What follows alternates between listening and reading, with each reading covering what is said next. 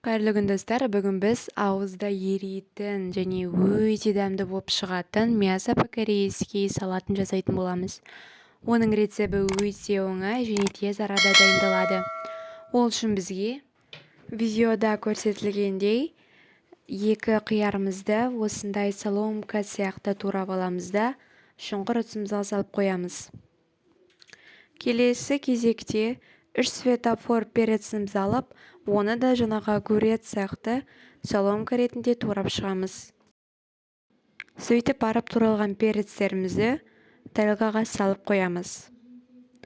Келесі кезекте 2 дана пиязымызды жарысынан бөліп, оны да турап шығамыз. Ол бізге жаңағы етпен бірге қуыруға қажет болады. Сіз сондай-ақ сәбізді де қоссаңыз, қоспасаңыз да болады. Мен бұл жерде сәбізді қоспадым. Оны сіздер соломка етіп турап салсаңыздар да болады. Видеода көрсетілгендей етімізді дәл өстіп турап шығамыз. Артынша жаңа турап қойған огуреціміздің үстіне жарты қасық тұзымызды салып, оны жақсылап тұрып араластырып, суы шыққанша күтеміз.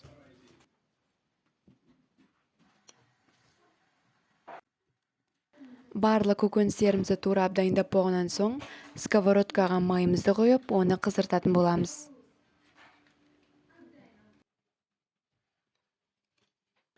Майымыз қызарып болғаннан соң, етімізді салып, оны 4-5 минуттай қызарған күйіне дейін қуыратын боламыз.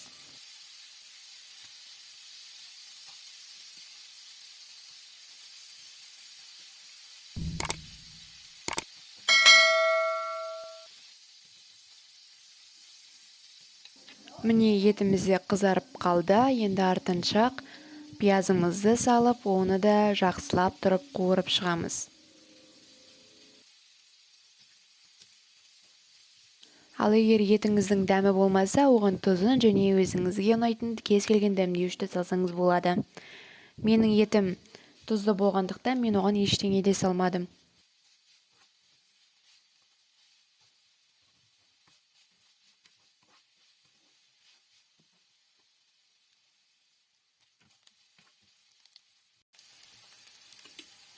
Етке ерекше дәм және қою түс беру үшін соевый соустан 3 қасық саламыз және жақсылап тұрып араластырып шығамыз.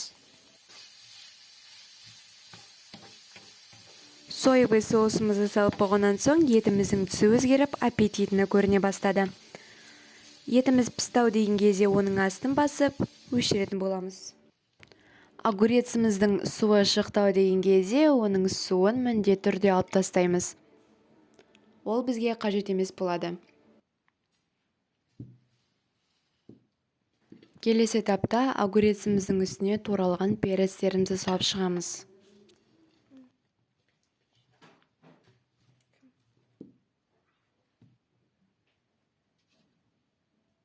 Салатымызға ерекше дәм беру үшін чесногымызды теркадан өткіземіз.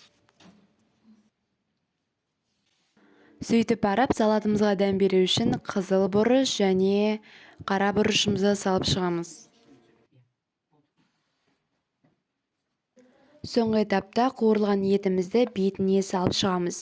Оны әзірше араластырмаңыздар. Себебі оның жаңағы еті дәмі көкөністерге сіңуі қажет. Вот сонда ғана көкөністеріміздің барлығын бірге араластырып шығамыз.